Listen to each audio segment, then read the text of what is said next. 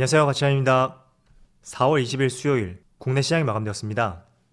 자, 오늘은 시장이 보합권 내에서 마무리가 되었어요. 그래도 부진했던 오전장에 비해서는 약간은 돌려 세우고 마무리되었기 때문에 저는 긍정적으로 생각하고 있고요. 그리고 코스닥을 보면, 자, 코스닥도 소폭의 하락으로 마감됐지만 이 정도면 거의 약보합이라고 볼 수 있겠죠. 그래서 오늘은 다소 시장이 무난했던 하루였다고 생각이 되고요. 바로 시가총액 상위 종목들 한번 살펴볼게요. 자, 먼저 코스피를 살펴보면 오늘 오전장이 내내 반도체 관련주가 굉장히 부진했었는데 그래도 오후장 들어서 조금은 돌려 세우면서 마무리가 되었고, 그리고 기아의 흐름이 정말 좋은 것 같아요. 최근 한 차례 저점을 형성하고 계속 우상향 흐름을 보여주고 있죠. 그리고 코스닥, 자, 코스닥은 지수가 약보합으로 마무리되었지만 지수의 흐름에 비해서는 코스닥 상위 종목들 흐름이 그렇게 좋지 못한 것 같습니다. 특히 게임주가 많이 빠진 것 같죠. 자, 이어서 코스피의 수급을 살펴보면 어제는 장중에 외국인이 소폭의 순매도로 잡혔었잖아요. 그런데 시간에서 조금 매수가 들어왔는지 결국에는 순매수로 잡혔더라고요. 그래서 오늘까지 합치게 되면 외국인이 미약하지만 2거래일 연속으로 순매수를 보여주고 있고, 오늘은 기관이 나홀로 순매도를 보여주었네요. 그리고 코스닥, 자, 코스닥은 어제 기관과 외국인의 많은 순매수가 들어왔었는데 오늘은 반대로 외국인의 많은 순매도가 나왔죠. 그리고 기관은 별다른 움직임이 없었던 것 같고, 이어서 삼성전자, 오늘 내내 파란불을 보여주다 겨우 빨간불로 마무리되었지만 역시 수급을 보면 아직까지는 본격적인 상승을 기대해보기 어려운 것 같다, 그렇게 보여지는 것 같습니다. 자, 그리고 SK 하이닉스는 오늘 외국인이 2거래일 연속으로 순매수를 보여주었고 기관은 이틀 연속으로 많은 매수가 들어왔었다면 오늘은 상대적으로 조금 나가는 모습이 나왔네요. 그래도 많은 물량은 아닌 것 같죠? 자, 그리고 오랜만에 8만원을 돌파했던 기아, 역시 오늘 기관과 외국인의 많은 순매수가 들어왔고 기관 쪽에서는 정말 매일같이 매수가 들어오는 것 같아요. 그 중심에는 투신과 연기금이 있다, 이렇게 볼 수 있고, 그리고 2차전지 대표 종목 삼성 SDI도 외국인이 3거래일 연속으로 순매수를 보여주고 있죠. 반대로 기관 쪽에서는 오늘 아쉬운 모습을 보여주었네요. 자, 이어서 주체별 매매 동향에 대해서 살펴보도록 하겠습니다.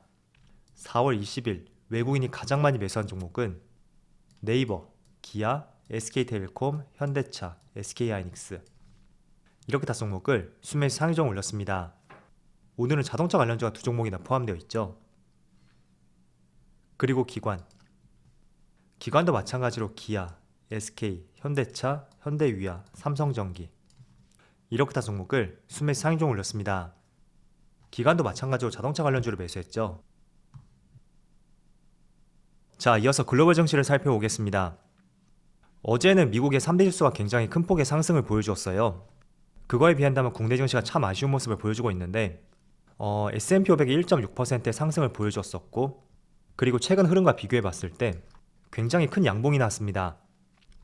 자, 그리고 나스닥은 무려 2%가 넘는 급등이 나왔고, 지금의 양봉 패턴을 봤을 때 과거 하락 패턴을 조금 돌릴 수 있는 그런 시발점이 될 가능성도 있다 라고 생각이 들 정도로 굉장히 큰 양봉이 나왔고, 또 다우지수도 마찬가지로 1.4%의 상승과 함께 흐름을 조금 돌리는 것 같은 이러한 패턴을 보여주었죠.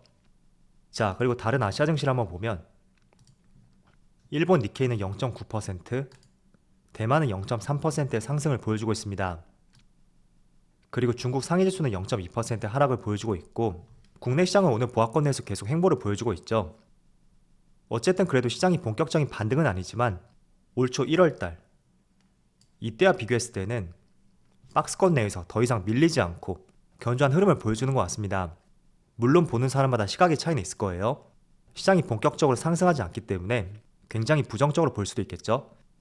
그렇지만 저는 항상 말씀을 드리지만 종합주가지수든 개별 종목이든 한 차례 크게 밀리고 나서 더 이상 저점을 또 깨지 않고 이렇게 밀리지 않는다면 분명히 이 기간 내에서 에너지를 응축하고 반등할 수 있는 그런 터닝포인트가 될 수 있다고 생각을 하고 있습니다.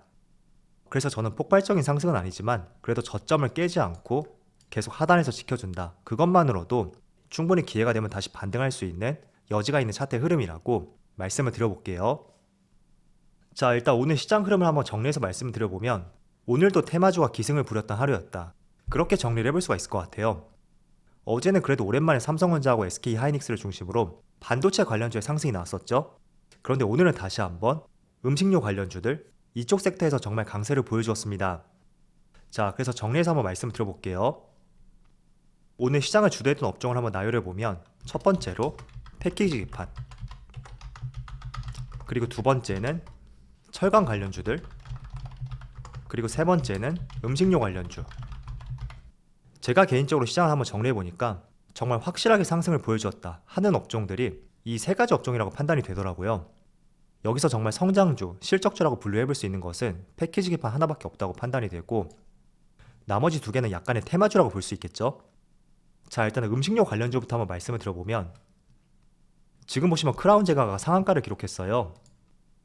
그리고 흥국 F&B 이 종목도 13%의 상승을 보여주고 있고, 서울식품 15%, 또 한국 맥널티 이 종목도 25%의 상승이 나왔습니다. 그리고 다양한 음식료 관련주가 정말 강세를 보여주고 있는데, 제가 음식료 관련주는 며칠 전에도 한번 말씀드렸을 거예요. 원재료 가격 상승이 나온다고 하더라도 그걸 소비자한테 가격 전가가 가능한 업종이다, 그렇게 말씀드렸습니다.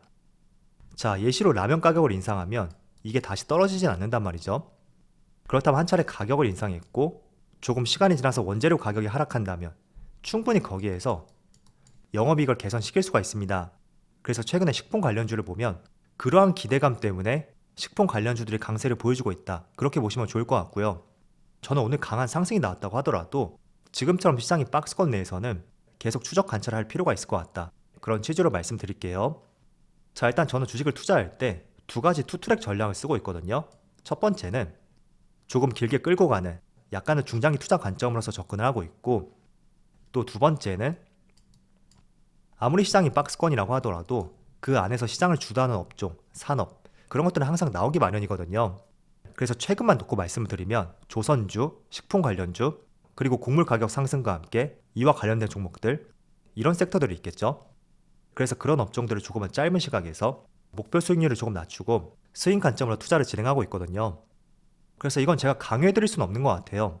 여러분들 성향이라든지 또 투자할 수 있는 여건, 그런 것들에 따라서 구분을 해야 된다고 말씀드리겠고, 저는 일단 여건이 되기 때문에 이 두 가지 전략을 사용해서 투자를 진행을 하고 있습니다.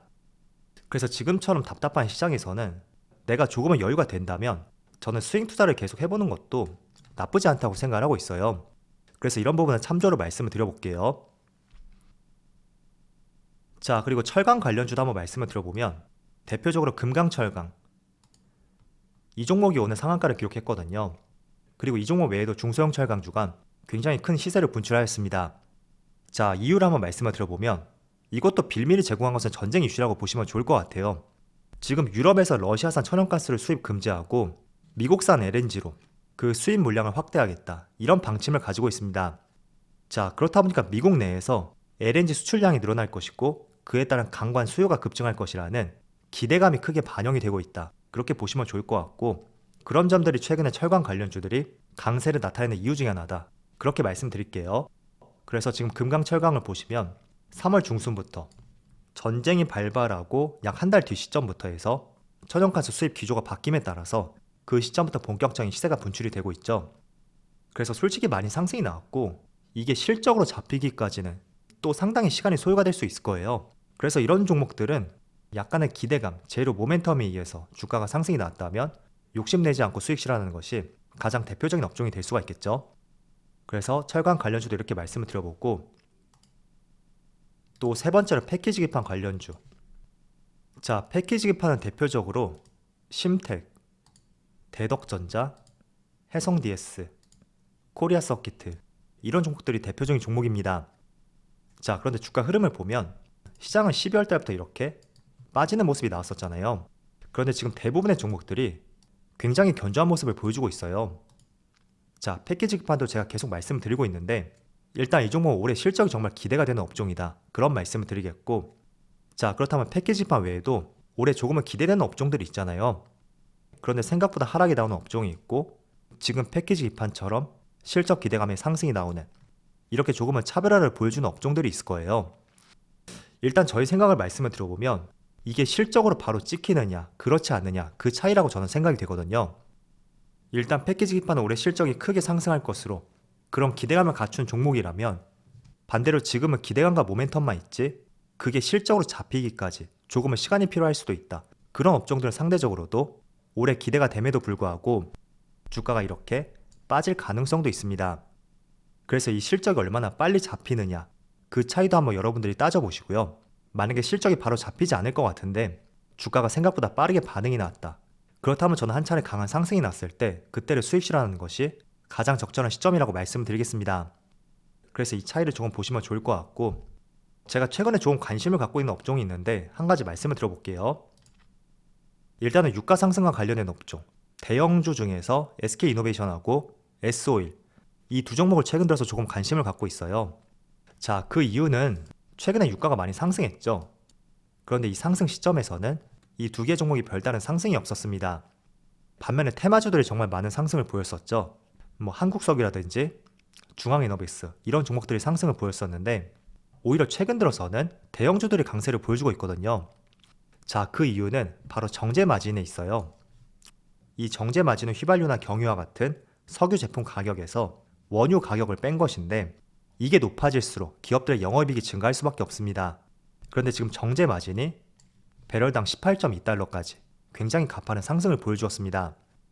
일단 통상적으로 보면 정유사들의 손익분기점이 4달러라고 하더라고요.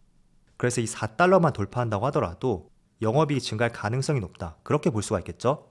그런데 지금은 18.2달러를 보여주고 있고 그렇다는 것은 영업이익이 크게 증가할 수가 있다.